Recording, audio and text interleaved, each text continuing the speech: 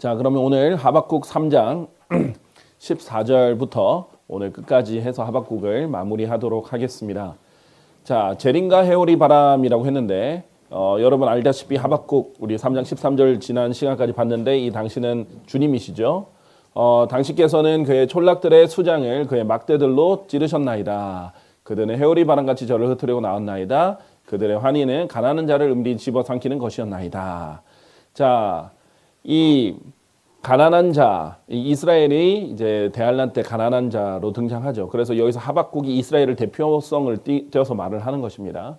자, 그리고 이제 하나님께서 이들을 치실 때 해오리 바람도 함께 등장을 하죠. 재림의 문맥에서 해오리 바람이 이제 등장하는 부분들을 우리 함께 보도록 하겠습니다. 악인들은 해오리 바람과 함께 악인들이 해오리 바람에 당해요. 그런데 이제 함께 등장하기도 하죠. 예레미야서 25장 32절을 보면 만군의 주가 이같이 말하노라. 보라, 악이 민족에서 민족으로 나아가리니 거대한 해오리 바람이 땅의 지경들에서 일으켜지리라. 예언이죠. 거대한 해오리 바람이 땅의 지경들에서 여러 지경들에서 일으켜질 것이다 라는 거죠. 예레미야 25장 30절에서 31절 이 문맥, 이 말하는 이 문맥이 어떤 문맥인지 바로 앞 문맥과 뒷 문맥을 봅시다. 주의 재림의 문맥입니다. 그러므로 너는 그들을 대적하여 이 모든 말들을 예언하고 그들에게 이같이 말하라. 주가 높은 곳에서 포효하고 그의 거룩한 거처에서 그의 목소리를 바란도다. 주님의 거처에서 사자처럼 포효하시는 장면입니다. 그가 그의 거처 위에서 막강하게 포효하리라. 그가 고함을 지르니 포도들을 밟는 자들 같이 땅의 모든 거주자들을 대적하여 그러하리라. 자, 하나님께서 이 땅의 거주자들을 대적해서 사자처럼 포효하신다. 요란한 소리가 심지어 땅의 끝들까지 이르리라. 이때는 땅의 끝들에 있는 사람까지 다 이 주의 포효 소리를 들을 수 있게 됩니다. 예수님 오신 것을 번개랑도 비교가 됐어요. 여기서 번개가 치면 저기 끝에서 번개가 이제 볼 수 있듯이 예수님 오실 때 천둥 소리도 비교가 됐습니다. 그러니까 온 땅에서 하나님의 그 포효 소리를 이게 천둥 소리처럼 들릴 수도 있고 어떤 많은 물소리처럼 들릴 수도 있는데 그 나팔 소리처럼 들릴 수도 있고 하나님의 음성이 그런 특징이 있죠. 그런데 이 사자 같은 포효 소리를 땅의 끝들까지 다 들을 수 있게 되는 거죠. 주님이 오실 때는 모든 사람이 그 당시에 있는 모든 사람이 보게 되고 그분의 소리도 다 듣게 됩니다.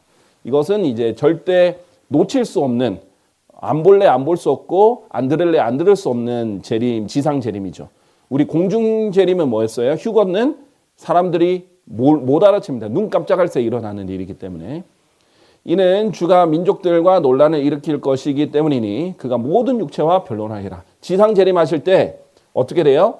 이미 남아있던 환난 성도들까지도 다 데려가셨잖아요.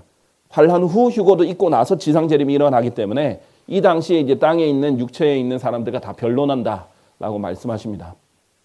그는 사악한 그들을 칼에 내주리라. 주가 말하노라. 이런 지상 재림 때 심판하시는 문맥에서 거대한 해로 바람이 땅의 지경들에서 일으켜지는 것이고요. 그래서 바로 뒷문맥에서 보면 그리하면 그날에 땅의 한쪽 끝에서 땅의 다른 쪽 끝에 이르기까지 죽게 살해당한 자들이 있으리라. 이렇게 표현을 합니다. 그들은 애도를 받지 못할 것이요 거두어지지는 못할 것이요 매장되지는 못하리라. 그들이 지면 위에 똥이 되리라. 아주 하나님의 강력하고 적나라한 표현이죠. 이들을 장사해 줄 사람이 없어요. 매장해 줄 사람이 없는 것입니다. 자, 이렇게 해서 정말 땅 끝에서 저기 끝까지 이르는 거대한 해로의 바람이 있을 것이다 라는 것을 우리가 알 수 있는데요. 미국에서 이제 토네이도 같은 게 일어나면 워낙 크기 때문에 이제 전 세계에서 방영이 되기도 합니다. 저는 실제로 토네이도가 많이 일어나는 플로리다 지역에 살아본 적이 있는데 저 때도 토네이도가 지나간 적이 있어요. 그러나 저 때 말고 정말 거대한 토네이도들이 뭐 루이지애나나 플로리다나 이렇게 지나간 적이 있는데 그냥 초토화됩니다. 그냥 그 지역의 집들이 다 초토화될 정도로 차들도 날아다닐 정도로 엄청 거대한 해오리 바람과 토네이도가 있는데 대환란에 비하면 그냥 예행 연습 정도밖에 되지 않겠죠. 그런 해오리 바람이 주의 재림과 함께 등장하고요. 예레미야서 30장 23절은 보라 주의 해오리 바람이 노여움으로 나가나니 곧 지속되는 해오리 바람이로다. 근데 잠깐 끝나는 게 아니라 지속되는 해오리 바람이다. 그것은 사악한 자들의 머리 위에 떨어져서 아픔을 동반하리라. 사악한 자들의 머리 위에 회오리 바람을 하나님께서 떨어뜨리신다라는 거죠. 그리고 많은 물들이 몰려드는 것 같이 민족들이 몰려들이라. 그러나 하나님께서 그들을 꾸짖으시리니 그들은 멀리 떨어진 곳으로 도망할 것이요 바람 앞에 있는 산들의 쭉정이 같이 쫓길 것이요 회오리 바람 앞에서 돌고 도는 것 같이 쫓기리라. 쭉정이가 이제 바람에 날려간 듯이 이렇게 날아갈 것이다라고 말합니다. 우리 쭉정이 얘기 지난번 했죠. 그래서 이 껍질만 있는 거기 때문에 바람에 쉽게 날아가는데 이 악인들이 사악한 자들이 쭉정이 같이 될 것이다. 이사야서 41장 15절 16절은요. 보라 내가 너를 톱니들이 달린 날카로운 새 타작기구로 만들겠노라. 너는 산들을 타작하고 그것들을 잘게 쳐부술 것이요 언덕들을 쭉정이같이 만들리라. 심지어 산들도 언덕들도 무너지고 지진으로 인해서 흔들리고 없어지고 이런 부분들 우리 재림과 관련해서 보았었는데요. 너는 그것들을 까부르리니 바람이 그것들을 날려버릴 것이요 회오리 바람이 그것들을 흩으리라. 자, 산들과 언덕들도 흔들 수 있는 회오리 바람. 그러니까 지진, 회오리 바람, 번개 등등 다양한 형태의 이제 재앙들을 언급하고 있습니다. 이는 보라 주가 불과 함께 올 것이요 불도 언급이 되죠. 주님이 오실 때 회오리 바람같이 자신의 병거들과 함께 올 것이기 때문이니 이 회오리 바람이 등장할 때 자주 등장하는 말이 이제 병거입니다. 자, 하늘의 병거가 회오리 바람과 함께 잘 등장하는데요. 뒷부분에 좀 더 볼게요. 자, 사악한 자의 불빛이 얼마나 자주 꺼트려지는가. 사악한 자를 이제 초에 있는 불빛 비유를 하는데 쉽게 꺼지죠. 우리가 초를 보면 너무 쉽게 꺼지잖아요. 생일 잔치할 때 초를 켜놓으면 조금만 바람이 불어도 꺼지잖아요.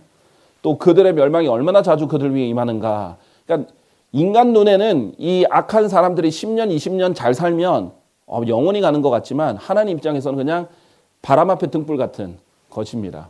하나님께서 그분의 진노 속에서 슬픔들을 나눠주시는도다. 그들이 바람 앞에 있는 구루터기와 같고 폭풍이 휩쓸어 가는 쭉정이와 같도다. 곧 휩쓸려진다는 거죠. 자, 시편 58편 9절에서 10절도 너희의 냄비들이 가시들을 느낄 수도 있기 전에 그분께서 그들을 회오리 바람으로 하시듯 제거하시리니.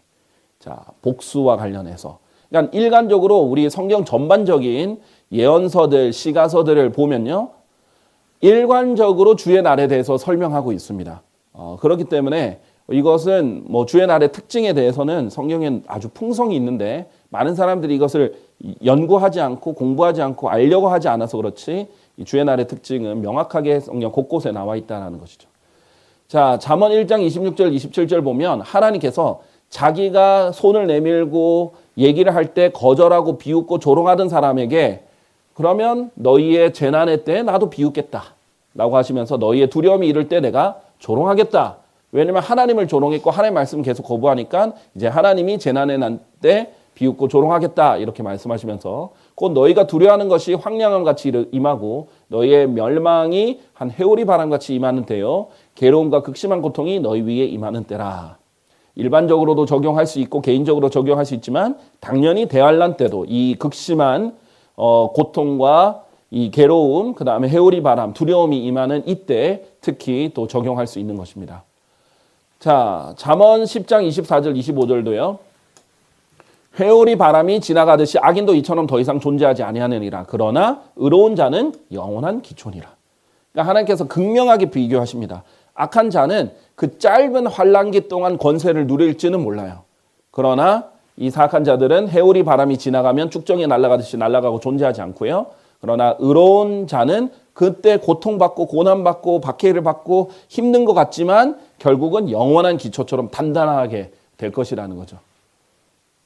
그러니까 하나님은 시간의 구애를 받지 않으시고 모든 것을 아시고 미래를 아시니까 얼마나 그 짧은 그 영광을 누리기 위해서 사악하게 행하는 자들이 어리석어 보이겠습니까? 예레미야 4장 13절에 보라 그가 구름들같이 올라올 것이요 그의 병거들은 회오리 바람 같으리라. 병거들이 회오리 바람의 비유가 됩니다. 이 부분은요. 나중에 그 엘리야와 함께 등장할 때도 회오리 바람과 병거가 함께 등장해요. 주의 회오리 바람이 노여움 가운데 나갔으니 바로 끔찍한 회오리 바람이라. 그것이 사악한 자의 머리 위에 끔찍하게 떨어지리라. 반복되는 그런 예언들이죠. 그리고 악인들은 회오리 바람에 날리는 죽정이가 된다. 나오면서도 근데 주님이 해오리 바람과 폭풍 가운데서도 자신의 길이 있다라고 말씀하시죠. 하나님 해오리 바람과 함께 내려오는데 그 해오리 바람 가운데서도 자신의 길을 가지고 내려오시고 그 다음에 구름들은 그분의 두 발의 티끌이라. 주님이 오실 때 구름들과 함께 오시기도 하죠. 그래서 주님의 재림과 관련된 표현이고요. 주가 그들 위로 보일 것이요. 위에서 주님이 보인다는 거죠. 그의 하살이 번개같이 나아가리라. 하살이 번개로 비유가 되죠. 주 하나님이 나팔을 불 것이요. 남쪽의 해오리 바람들과 함께 가리라. 거대한 해오리 바람 하나도 언급되지만 남쪽의 여러 해오리 바람들도 함께 언급됩니다. 그리고 보라 북쪽에서 해오리 바람이 나오고 거대한 구름과 스스로 감싸는 불이 나왔다라고 하는데 이건 에스겔이 하나님의 임재를 볼 때 하나님이 북쪽에 계시기 때문에 북쪽에서 해오리 바람이 나오고 거대한 구름과 스스로를 감싸는 불이 나왔다. 광채가 있었다. 이렇게 표현하는 하나님의 임재를 봅니다. 이게 이제 예수 그리스도의 재림 때의 모습이에요. 에스겔은 예수님의 재림의 모습을 미리 본 것이죠. 그런데 욥은 특히 대환란 때 이스라엘의 예표가 되는 인물이거든요. 그래서 42장은 42달의 그 대환란 기간을 또 보여주기도 하는데 주께서 해오리 바람 속에서 욥에게 대답하여 이같이 말씀하셨느니라. 대답을 할 때 욥에게 대답할 때 해오리 바람 속에서 대답하셨다라는 것이죠. 열왕기하 2장 1절에서 11절에 엘리야는 또 환란 성도들의 휴거 이와 또 관련해서 이렇게 등장하는 인물인데 왜냐하면 두 증인으로서 엘리야가 등장할 때 이 환란 후 휴거로서 두 증인이 휴거되잖아요. 이후에 주께서 해오리 바람으로 엘리야를 하늘로 데리고 올라가려 하실 때 뭐예요? 휴거 때 해오리 바람이 등장하죠. 그리고 엘리야는 해오리 바람에 의하여 하늘로 올라갔더라. 그런데 이때 불병관대와 불말들이 나타나죠. 그래서 이런 부분들 해오리 바람과 함께 등장한다라는 것을 말씀드리겠습니다. 자, 두 번째 이제 부분은요. 15절에 당신께서 당신의 말들과 함께 바다를 가로질러 거대한 물들의 무더기를 통과하여 걸어가셨나이다. 이 부분은 지난 시간에 자세히 다뤘어요. 그래서 간략하게 말하면 하늘에는 하나님의 말들이 있어요. 그런데 하늘에 있는 바다 있죠. 둘째 하늘 위에 있는 바다, 물들 가로지르고 무더기를 통과해서 걸어가셨다. 이렇게 표현됩니다. 그래서 우리가 잘 알다시피 여기 이 땅에 있는 바다뿐만 아니라 하늘들의 하늘들, 즉 하늘들 위에 있는 물들, 하늘들 위에도 물들이 있다라는 것이고요. 그래서 예수님이 오실 때 하늘의 문이 열리죠. 근데 이 예수님이 흰말을 타실 뿐만 아니라 하늘에 있는 군사들도 흰말들을 타고 내려온다. 명확하게 또 재림과 관련된 문맥입니다. 자, 16절 내가 들었을 때 나의 배가 떨렸도다. 그 음성 앞에 나의 입술이 바들거렸도다. 문드러짐이 나의 뼛속들까지 들어왔고 내가 나 자신 안에서 떨었나이다. 자, 이런 재림과 심판과 하나님의 진노에 대한 내용을 들으면 하박국은 정말 떨리겠죠. 이걸 직접 하나님께로부터 듣는다라고 생각해 보세요. 얼마나 무시무시한 광경입니까? 특히 현시에서 눈에 보이는 현시 가운데 들었다 그러면 뭐 너무나 무서워서 두려워 떨 수밖에 없는 아주 당연한 반응입니다. 이게 하나님의 말씀에 떨어야 되는 이유예요. 이렇게 떨면 하나님께서 오히려 복을 주시는 거예요. 하나님의 말씀에 두려워를 하면. 하나님은 이런 분이십니다. 하나님의 선하심뿐만 아니라 준엄하시기도 합니다. 그래서 쓰러진 자들에게는 준엄하심이 있으나 너를 향해서는 선하심이 있다라고 했어요. 그러니까 하나님께 더 밀착하면 선하심을 더 맛볼 수 있고 하나님의 말씀을 더 사랑으로 맛보면은 이렇게 묵상하고 갓난아기가 젖 먹듯이 그렇게 하면 주님의 선하심을 맛보는 것이고요. 그러지 않고 하나님을 떠나고 쓰러지고 타락하고 이렇게 할수록 준엄하심을 경험하게 되는 거죠. 그래서 히브리서 12장 29절에는 우리 하나님께서는 태워버리시는 불이시다. consuming fire 이렇게 태워버리시는 불이시다. 이렇게 표현합니다. 그래서 재림의 불과 함께도 등장하시거든요. 두려운 하나님의 심판입니다. 그래서 하나님 앞에서는 진실로 자신의 가장 좋은 상태에 있는 모든 사람이 저마다 전부 헛될 뿐이다. 이것을 인지하는 사람만이 이제 하나님 말씀에 두려워 떨고 하나님의 그 엄중함을 알 수 있죠. 자신이 대단한 게 아니라 하나님 심판 앞에서 아무것도 아니라는 걸 알게 됩니다. 자, 하박국 3장 16절 후반부에 보면 이는 내가 공경의 날에 안식하려 함이라. 그분께서 백성에게 올라오실 때 친히 자신의 군부대와 함께 그들을 침략하시리라. 아까 이 부분은 이제 주님의 군대와 함께 등장하시는 부분에서 잠깐 설명을 했었고요. 이는 내가 공경의 나라에 대환란과 관련이 있는데 안식하려 함이라. 자, 하나님 말씀을 미리 경고를 받고 미리 접해서 미리 두려워하면 오히려 공경의 날에는 안식하는 거예요. 우리의 역할도 그렇습니다. 하나님 말씀 미리 읽고 미리 경고를 받고 미리 두려워하면 우리는 미리 악을 내다보고 그 길에서 피할 수 있는 거죠. 오히려 그때는 안식하게 됩니다. 자, 공경의 날과 관련된 이제 표현은요. 성경에선 야곱의 공경의 때라고도 표현을 합니다. 특히 이스라엘에게 임하는 공경의 때예요. 이 하박국도 이스라엘인이고 이 하박국이 이스라엘의 대표로서 이렇게 표현하는 거거든요. 예언적으로. 자, 그래서 이 대할라는 야곱의 공경의 때라고 불린다. 그리고 다니엘서 12장 1절에 보면 이 마지막 날들에 대해서 공경의 때가 있다라고 얘기를 했고요. 스바냐 1장 15절도 주의 날을 진노의 날, 공경과 괴로움의 날, 또 항폐함과 황량함의 날, 어둠과 암울의 날, 구름들과 짙은 흑암의 날이다 이렇게 표현을 합니다. 자, 이제 후반부에 들어가면요. 하박국 3장 17절에서 19절. 비록 무화과 나무가 무성하지 아니하고 포도나무들 안에도 열매가 없으며 올리브 나무에 수고한 것이 끊기고 밭들이 아무 음식을 내지 못하며 우리에서 양떼가 끊어지고 외양간들의 아무 솥대가 없을지라도 나는 여전히 주를 크게 기뻐하겠노라. 나는 나의 구원의 하나님을 즐거워하겠노라. 주 하나님께서는 나의 힘이시라. 그런즉 그분께서 나의 두 발을 암사슴들의 발 같게 하실 것이요 그분께서 나로 하여금 나의 높은 곳들 위를 거닐게 하시리라. 나의 현악기들에 맞춰 노래하는 자들의 우두머리에게. 자, 이게 3장 끝입니다. 하박국은 총 3장으로 되어 있으니까 하박국의 마무리죠. 하박국은 시편처럼 이제 시적인 형태로 적혀 있다라고 했습니다. 그 중반부부터요. 자, 일단 이 부분에 대해서는 역사적 적용이 어떻게 되냐 보세요. 여기에서 무화과 나무 무성하지 않고 기근을 지금 설명하죠. 포도나무들 안에 열매가 없고 올리브 나무에 수고한 것이 끊기고 밭들이 아무 음식을 내지 못하고 우리에서 양떼가 끊어지고 외양간들 안에 아무 솥대가 없다. 이게 지금 뭐예요? 완전 기근이죠. 먹을 것이 다 지금 없는 그런 상황입니다. 그러니까 역사적으로는 그 당시에 네부카드네자르가 침공해서 유다에 엄청난 기근이 있었죠. 실제로 역사적으로 그렇게 했습니다. 자, 그러니까 1차적으로 있는 액면 그대로 보면 하박국은 재림에 대한 예언을 듣고 나서는 지금 현재 기근이 있잖아요. 네부카드네자르가 침공해가지고 먹을 것이 다 떨어진 상황인데도 기뻐하는 거예요.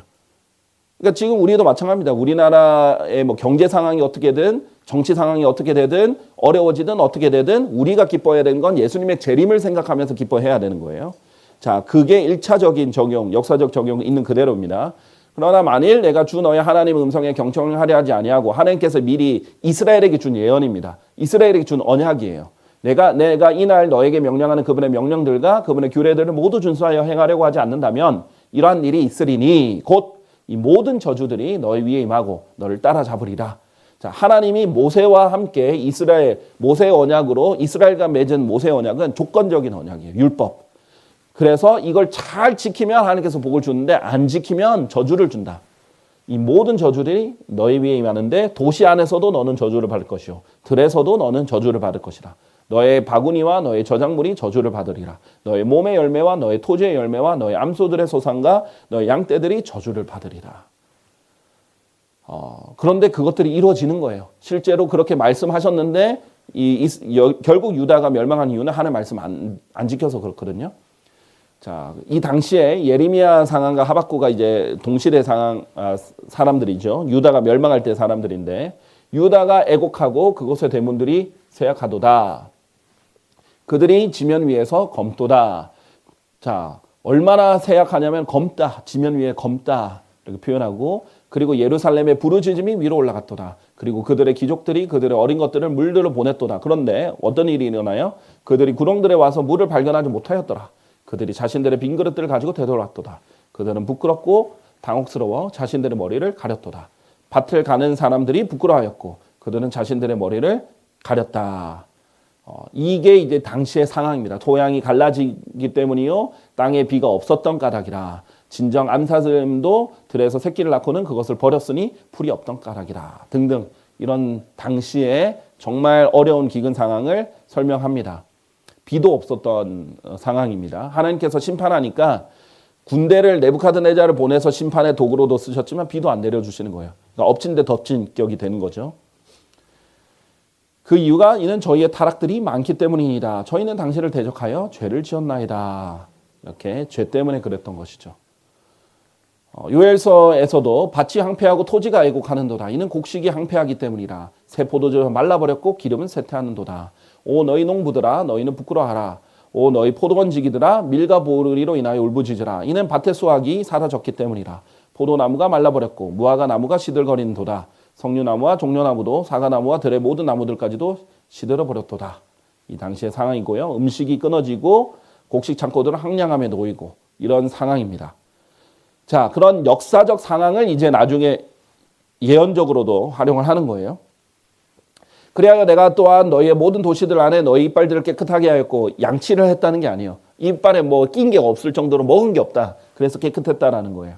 너희의 모든 처소들 안에서 빵을 부족하게 하였도다. 그럼에도 너희는 나에게로 되돌아오지 아니하였도다. 하나님이 이렇게 하신 이유가 되돌아오라 라는 뜻인데 안 한 거죠. 주가 말하노라. 그리고 또한 수확할 때까지 아직 3개월이나 있었을 때 내가 너에게 비를 주지 않았도다. 하나님이 일부러 돌이키라고 비도 안 주고 기근도 주고 그 다음에 전쟁도 나게 하고 여러 가지를 줬는데 돌이키지 않은 그런 상황입니다. 자, 물도 오지 않고요. 자, 그런데 이제 교리적으로는 예언적으로 좀 더 나아가면 대할란테 적용이 되죠. 왜냐하면 하박국 전체가 전체적으로 재림과 관련이 있으니까 역사적으로는 하박국에게 그런 상황이에요. 그런데 이제 이것을 넘어서 적용을 하면 당연히 대할란 때도 있을 기근과 관련이 있습니다. 왜냐하면 이 두 증인들이 3년 반 동안 예언하는 날들에 비가 오지 않도록 하늘을 닫는 권능이 있었고 물도 어떻게 돼요? 자, 비가 없으면 물이 부족하죠. 근데 있는 물도 어떻게 돼요? 피로 변했어요. 그러니까 당장 마실 수 있는 게 급격하게 이제 사라지게 되는 것입니다. 자, 그래서 우리가 지난 시간에 이제 요한계시록 6장을 배웠을 때 검은 말 한 마리가 등장했는데 먹을 것을 저울들에 달아서 먹어야 됐다. 그래서 1도량의 밀이 1페니, 3도량의 보리가 1페니다 했는데 밀을 한 뭐 페트병보다 적은 만큼을 받으려고 하루 종일 일해야 되는 거예요. 그런 상황이다라는 겁니다. 그래서 야고보서 5장 7절에 보면요. 형제들아 주께서 오실 때까지 인내하라 하면서 야고보서는 매우 이스라엘적인 서신이죠. 주께서 오실 때까지 인내하라. 보라 농부는 땅의 귀한 열매를 기다리며 그가 이른 비와 나중 비를 받을 때까지 열매를 위해 오래 인내하느니라. 비를 기다리는 농부처럼 인내하라는 거예요. 주님이 오실 때 비를 주시거든요. 왜냐하면 주님 오시기 전에는 기근이에요. 비가 안 내립니다. 주님 오실 때 비가 내려요.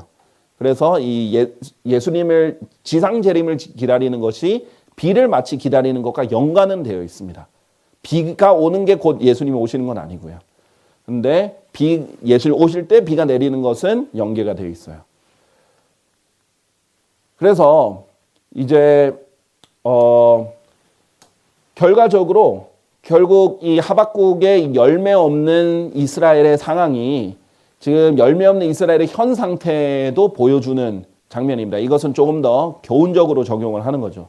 이후부터는 영원토록 너에게서 아무 열매도 자라지 않을지어다 하면서 무화과 나무를 저주하시죠. 무화과 나무는 이스라엘의 이스라엘을 상징하는 나무입니다. 근데 이스라엘이 열매를 못 냈죠. 그래서 이스라엘은요, 나중에 시온으로부터 구출자 예수님이 나오시는데 야곱에게서 불경건한 것을 치워버리셔야 그때 열매를 내게 됩니다. 그래서 유다 집으로부터 탈출하여 남은 자는 다시 아래로 뿌리를 내릴 것이요 위로 열매를 맺으리라. 순수하게 되고 이 잘못된 것이 제거가 되고 경건치 않은 것이 제거가 됐을 때 그때 다시 뿌리 내고 다시 열매를 맺는 거예요. 그러니까 이스라엘이 지금은 하나님 입장에서 열매를 못 내는 국가입니다. 그러나 대할란 때 회개하고 남은 자들이 하나님께 돌이켰을 때 다시 뿌리 내리고 열매를 맺게 될 것이에요. 이사야서 4장 2절에서 4절 보면 그날에 주의 날에 주의 가지가 아름답고 영광스러울 것이요 땅의 열매가 이스라엘의 피난자들을 위하여 탁월하고 우아해지리라. 여기서 주의 가지는 예수 그리스도예요.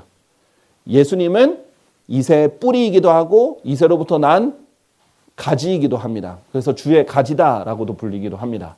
결국은 이 가지가 열매를 맺는 거죠.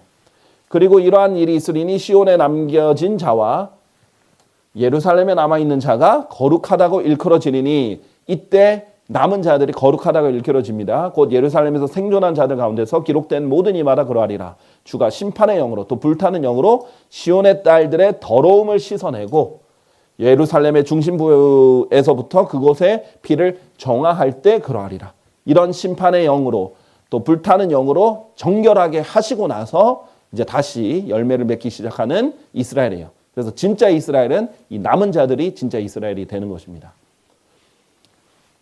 스가랴서 8장 11절에서 13절도요. 이제 이 백성 중 남아있는 자들을 내가 이전 날들에서처럼 대하지 아니하겠노라. 만군의 주가 말하노라. 이는 씨가 번영할 것이요. 자, 이제 남아있는 자들을 이전처럼 심판으로 이렇게 대하지 않겠다는 거죠. 이제는 번영하게 해주시고 예수님이 이제 오실 때 포도나무가 그녀의 열매를 낼 것이고 경지가 그녀의 소산을 낼 것이요 하늘들이 그것들의 이슬을 낼 것이기 때문이라. 이제 물도 내고 열매도 내고 이렇게 되는 거죠. 남은 자들 끝까지 주님을 기다렸더니 이런 회복도 이루어주시는 겁니다.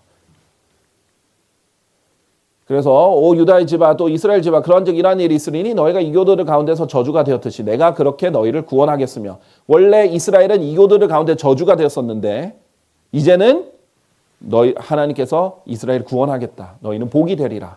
두려워하지 말라. 오히려 너희 손들은 강해질지어다. 이렇게 회복도 우리 재림 문맥에서는 하나님의 심판, 하나님의 책망, 또 이스라엘을 다루심 나오는데 결국은 회복도 함께 등장합니다. 이들이 회개할 때, 남은 자들이 회개할 때 회복도 시켜주신다. 자, 그래서 하박국 3장 18절은 이러한 어려운 가운데서도 하나님을 크게 기뻐하라는 이제 교훈을 주는 거죠. 나는 여전히 주를 크게 기뻐하겠노라. 나는 나의 구원의 하나님을 즐거워하겠노라. 교훈적으로는 우리가 어떤 상황에 있어도 지금 우리 현재 펼쳐지는 게 아무리 하박국 상황보다 어렵진 않을 거 아니에요. 하박국 상황은 뭐 은행에 돈 넣어놓고 뭐 이게 뭐예요? 완전 기근이죠. 전쟁이죠. 뭐 비도 안 오죠. 뭐 지금 나라가 멸망하게 생겼죠. 그런 가운데서도 하나님의 말씀을 통해서 이제 주님을 기뻐하는 상황입니다. 그래서 빌립보서 4장 4절 우리에게도 충분히 적용할 수 있죠. 항상 주를 크게 기뻐하라. 그런즉 다시 내가 말하노니 크게 기뻐하라. 주님을 그냥 기뻐하는 게 아니라 크게 기뻐하라. Rejoice. Joy라는 기쁨을 더 강조한 게 rejoice예요. 여기서 re는 강조하는 거거든요. 그래서 주를 크게 기뻐하라. 그다음 데살로니가전서 5장 16절도 항상 크게 기뻐하라. 하나님의 명령이에요. 이런 상황에도 그렇게 하는 거예요. 그래서 주님을 기뻐하는 것 자체가 희생 제물을 드린 거예요. 주님을 찬양하는 것도. 왜? 이런 상황에도 희생해서 하나님께 찬양하면 이게 영적 희생 제물이다. 하나님께서 인정해 주시는 거예요. 이것도 경배가 되는 것입니다. 자, 베드로전서 1장 8절 너희가 그분을 보지 아니하였으나 사랑하는도다. 비록 지금 너희가 그분을 보지 않으나 그럼에도 믿으며 너희는 말로 표현할 수 없는 즐거움과 충만한 영광으로 그분을 크게 기뻐하나니. 자, 우리가 보이지 않는 하나님을 말로 표현할 수 없는 즐거움과 충만한 영광으로 크게 기뻐하는, 구원의 하나님을 크게 기뻐하는 이것이 우리의 원동력이에요. 그래서 이것을 교리적으로 이제 적용하면 이스라엘이 재림 때 이렇게 크게 기뻐할 겁니다. 너는 그것들을 까부르리니 바람이 그것들을 날려버릴 것이요 해오리 바람이 그것들을 흩으리라. 그리고 너는 주를 크게 기뻐할 것이요 이스라엘의 거룩한 일을 자랑하리라. 자, 보세요. 하나님이 이 악인들은 다 흩어버리고 날려버리시고 그런데 남아있는 너는, 남은 자인 이스라엘 너는 주를 크게 기뻐할 것이다 라는 거예요. 이사야서에도 내가 주를 대단히 크게 기뻐하겠노라. 나의 혼이 나의 하나님으로 인하여 즐거움으로 충만하리라. 이는 그분께서 나를 구원의 의복들로 입히셨기 때문이라. 실제로 우리에게는 혼의 구원이겠죠. 우리에게 적용 영적으로 한다면. 그러나 이스라엘은 물리적으로 진짜 구해내시는 거거든요. 그러니까 진짜 말 그대로 물리적인 구원을 말하는 거예요. 그분께서 나를 의의 예보로 덮으셨으니 신랑이 자식부들로 자신을 꾸미듯이 신부가 그녀의 보석 장식들로 자신을 단장하듯이 하셨도다. 자, 실제로 예수님 재림할 때는 의인들에게는 그 각자의 의에 따라서 하나님께서 단장해 주신다. 칭찬해 주고 보상해 주시죠. 요엘서에서도 보면요. 그때 주께서 그분의 지역을 위하여 질투하시고 그분의 백성을 동정하시리라. 자, 이스라엘의 남은 자들이 남았고 부르짖을 때 회개할 때 동정하시고 질투하시고 그래서 응답하시는 거예요. 드디어 침묵하시다가 응답하시는 거예요. 보라 내가 너에게 곡식과 포도즙과 기름을 보내겠노라. 너희가 그것들로 만족하리라. 이 기근에서 이것들을 이제 보냅니다. 그리하면 내가 더 이상 너희를 이교들 가운데서 치욕으로 삼지 아니하겠노라. 이스라엘이 뿔뿔이 흩어져서 치욕거리가 됐거든요. 그런데 이제 그렇지 않고 내가 북부의 군사를 너에게서 멀리 옮기겠고 불모의 황량한 지역으로 그를 몰아내겠으니 그의 얼굴은 동쪽 바다를 향할 것이요 그의 뒷부분은 가장 바깥 바다를 향하리라. 그리고 그의 악취가 올라올 것이요 그의 고린내가 올라오리니 그가 위대한 일들을 행한 까닭이라. 오 대지여 두려워하지 말라. 반가워하고 크게 기뻐하라. 이는 주께서 위대한 일들을 행할 것이기 때문이라. 너희 들짐승들아 무서워하지 말라. 이는 광야의 초원들이 싹을 틔우기 때문이요. 기근에서부터 이제 다시 초원들이 싹을 틔우게 됩니다. 나무가 그녀의 열매를 맺으며 무화과 나무와 포도나무가 그들의 힘을 내기 때문이라. 너희 시온의 자녀들아 그때 반가워하며 주 너희 하나님을 크게 기뻐하라. 이는 그가 너희에게 앞선 비를 적절하게 주셨기 때문이요 그가 너희를 위하여 비가 내려오게 하실 터인데 첫째 달에 한 달 안에 앞선 비와 나중 비를 주실 것이기 때문이라. 이렇게 해서 진짜 땅도 회복시켜 주시는 그런 재림 때의 상황을 알려주십니다. 자, 그래서 기뻐하겠죠. 정말 그 기근에 먹을 것이 없었는데 이제 기뻐하게 됩니다. 그래서 이 부분은 다 보지 않고 이 마지막 부분 보면 오 시온에 따라 노래하라. 오 이스라엘아 크게 환호하라. 오 예루살렘에 따라 마음을 다하여 반가워하고 크게 기뻐하라. 이렇게 명령합니다. 이게 회복 때 일어날 이스라엘의 일들이에요. 자, 그리고 이제 하나님께서 그들을 이스라엘을 친사들을 심판도 하실 것이기 때문이에요. 그리하여 내가 유다의 집을 강건하게 하겠고 내가 요셉의 집을 구원하겠으며 내가 그들을 정착시키기 위하여 그들을 다시 데려오겠노라. 이스라엘이 뿔뿔이 흩어졌다가 다시 돌아옵니다. 자, 지금 우리가 보는 것은 부분적인 성취예요. 이스라엘이 흩어졌던 이스라엘이 약 1900년 만에 다시 자기 땅으로 돌아왔잖아요. 그러나 완전히 다 돌아오지 않았어요. 부분적으로 돌아왔고 부분적으로 이스라엘이 다시 회복이 됐고 부분적으로 언어도 다시 회복이 됐고 부분적으로 강수량이 늘었어요. 이스라엘이 이 땅으로 돌아왔기 때문에 자기 주인이기 때문에. 그런데 환란기가 시작되면 이스라엘은 다시 적그리스도인에서 뿔뿔이 흩어지게 되고 철저하게 유린당하고 박해를 당하고 그리고 이스라엘이 완전히 남은 자들은 완전히 돌이키게 해주시고 완전히 돌아와서 완전히 언어도 회복이 되고 완전히 이제 강수량도 완전히 회복이 되는 그런 완전한 회복이 완전한 성취예요. 그래서 지금 부분적으로 이루어지는 것은 이때가 가까웠다라는 것과 하나님께서 1차적으로 우리에게 목도할 수 있는 그 부분적인 성취를 볼 수 있게는 해주시지만 결국 그것이 모든 것이 성취된 게 아닙니다. 지상 재림 때 완전히 성취된다라는 것이에요. 왜냐하면 일부 사람들이 지금 이스라엘이 자기 땅으로 돌아온 것만 해도 놀라운 일이잖아요. 1900년 만에. 그런데 그거를 이미 성경의 예언이 다 성취된 것으로 확정을 짓는 오류를 범하기 때문이에요. 그것은 부분적인 성취다라는 것입니다. 자, 그래서 그들의 마음은 포도즙을 통해서인 것 같이 크게 즐거워할 것이다. 진정 그들의 자녀들이 그것을 보고 반가워할 것이요 그들의 마음은 주를 크게 기뻐하리라. 자, 이들이 회복될 때 음식도 회복되고 열매도 회복되는 그런 장면입니다. 자, 하박국 3장 19절 마지막 절이죠. 주 하나님께서는 나의 힘이시라. 자, 그런데 보세요. 문맥이 뭐였어요? 3장 18절에 문맥은 나는 나의 구원의 하나님을 즐거워하겠노라 했죠. 주 하나님께서는 나의 힘이시라. 자, 이게 성경의 원리예요. 느헤미야기 8장 10절에 보면 주의 즐거움이 너희의 힘이기 때문이라 라고 했어요. 주의 즐거움이라는 것은 이제 of의 이 표현은요 다양하게 적용할 수 있습니다. 주님께서 주시는 즐거움, 주님을 즐거워하는 것. 이것이 의가 목적격도 되고 주격도 되기 때문이에요. 또 주님과 관련된 즐거움도 될 수 있습니다. 자, 그래서 어쨌든 주님께 속한 즐거움, 주님을 즐거워하든 또 주님께서 즐거움을 주시든 어쨌든 주님과 관련된 이런 즐거움이 우리의 힘이다라고 했거든요. 마찬가지예요. 구원의 하나님을 즐거워했더니 하나님께서 나의 힘이 되시는 겁니다. 그래서 기쁨이 우리 그리스도인들에게 힘의 원천입니다. 아무리 어려운 상황이 있어도 하나님 명령에 순종해서 크게 기뻐했더니 힘이 나는 거예요. 또 하나님이 힘이 되어 주시는 거예요. 힘이 되는 상황이 와서 기뻐하는 게 아니라 이게 이제 그리스도인의 순서다라는 것입니다. 그래서 하박국 3장 19절 마무리 보면요. 그분께서 나의 두 발을 암사슴들의 발 같게 하실 것이요. 그분께서 나로 하여금 나의 높은 곳들 위를 거닐게 하시리라. 자, 이게 이제 그림을 그려보면 이런 것 같습니다. 이제 여러분 염소 중에 산지에 있는 사냥 같은 염소가 있어요. 사냥들은요, 특징은 이 조그만 그 발 디딜 때가 있으면요, 딱 거기에 딱 서서 아무리 산에 발 디딜 데가 없는 것 같아도 딱 거기서 튼튼하게 서 있습니다. 그리고 흔들리지 않아요. 마치 이제 그래서 그런 모습을 여러분이 잘 볼 수 있기 때문에 암사슴들도 이 발이 이 딱 튼튼하게 서 있거든요. 그리고 나로 하여금 나의 높은 것들 위를 거닐게 하리라. 또 이 깡총깡총 잘 뛰기도 하고 높은 것들을 잘 다니기도 하죠.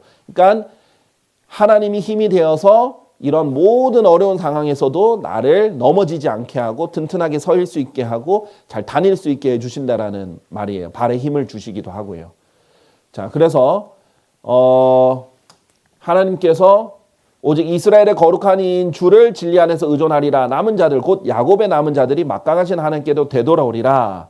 이는 너의 백성이 이스라엘이 바다의 모래 같을지라도 실로 그들 중 남은 자만 되돌아올 것이요 라고 했습니다. 그러면 하나님께서 이들을 되돌아오게 해주시고 이들은 하나님을 의존하게 되는 것이죠. 자, 너의 선생들이 더 이상 구석으로 옮겨지지 아니할 것이요 너의 두 눈이 너의 선생들을 보리라. 그리고 너의 두 귀가 너의 뒤에서 하는 말을 들으리니 이것이 그의 그 길이니 너희가 그 길에서 오른편으로 돌이킬 때도 너희가 왼편으로 돌이킬 때도 너희는 그 길로 걸어가라. 이렇게 말을 해주신다는 거죠. 자, 그러니까 백성이 예루살렘에 있는 시온 안에 이제 더 이상 방황하지 않고 딱 정박하고 거하게 되고 더 이상 실족하거나 떨어져 나가거나 그러지 않고 딱 잘 정착할 수 있게 된다라는 그런 맥락입니다. 그 다음에 이는 산들이 떠날 것이 언덕들이 옮겨질 것이기 때문이라. 그러나 이런 상황에서도 나의 친절은 너에게서 떠나지 아니할 것이요 나의 화평의 언약도 옮겨지지 아니하리라. 너에게 자비를 베푸는 주가 말하노라. 이들을 붙들어 주신다라는 것입니다. 그래서 결과적으로는요. 베드로전서 우리에게 교훈으로 이렇게 적용할 수 있겠습니다. 어떤 사람들이 발이 실족하지 않는가? 튼튼하게 서 있을 수 있는가? 성경에서는 이렇게 말합니다. 믿는 너희에게 그분께서는 우리가 예수 그리스도를 믿고 신뢰를 하면 보배로운 돌이 되는 것입니다. 그러나 불순종하는 자들에게는 건축자들이 배척한 돌이니 바로 그 돌이 모퉁이의 머릿돌이 되시지만 우리에게는 모퉁이의 머릿돌이고 반석이신 분이 됩니다. 우리가 믿기 때문에 보배로운 돌, 보석같이 되고 이런 모퉁이의 머릿돌 같은 반석이 됩니다. 그러나 불순종하여 말씀에 걸려 넘어지는 자들에게는 곧 걸려 넘어지게 하는 돌이요 실족하게 하는 반석이 되시는도다. 자, 하나님의 말씀에 불순종하면 실족하고 걸려 넘어지고 이 발이 튼튼하지 않게 되지만 우리가 하나님 말씀을 믿고 실행하면 반석 위에 서 있는 것처럼 된다라는 거죠. 암사슴들의 발들 같이 된다라는 겁니다. 요한일서 2장 10절에는 실족하지 않는 비결이 자기 형제를 사랑하는 것이다. 그러면 빛 가운데 거하나니 그의 안에 걸려 넘어지는 계기가 전혀 없느니라라는 거죠. 그래서 우리에게 적용할 때는 하나님의 말씀을 믿고 순종하고 그 다음에 자기 형제를 사랑하면 걸려 넘어지지 않는다. 암사슴들의 발처럼 안정적으로 된다. 이런 것들을 이제 보여주고 결론적으로 맺을 수 있겠습니다. 자, 오늘까지 해서 하박국 3장 짧은 장들이지만 우리 교리적으로 아주 세밀하게 봤고요. 앞으로도 계속 소예언서 시간에는 다음에는 스바냐 등을 통해서 이제 하나님께서 우리에게 알려주신 수많은 예언들에 대해서 하나하나 세밀하게 알아보는 시간을 갖도록 하겠습니다.